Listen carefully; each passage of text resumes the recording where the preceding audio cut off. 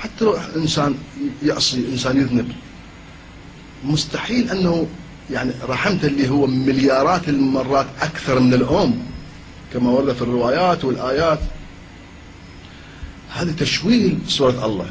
الله نحن ليش الشيعة ما يتوسلون الله؟ لأن الله شوهوا صورته بهذه جهنم، منتقم ومعذب.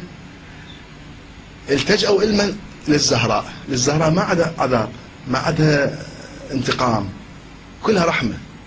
التجأوا إلى الحسين، الحسين فقط كله رحمة، دائما يتوسلون بالحسين، يتوسلون بالعباس.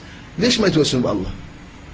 لأن الله صورته مشوهة عند المسلمين، صورته مشوهة لأنه عنده عذاب. يعني صدام هم عنده ثواب هم عنده عذاب، يعني سواء مثل صدام. أما إحنا لازم نفرض أن الله فقط رحمة حتى نقوم نحبه.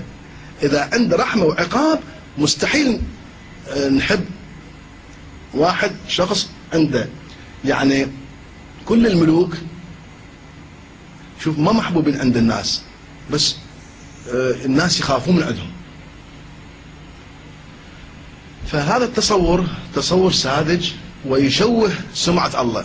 نحن نريد أن ندافع عن الله.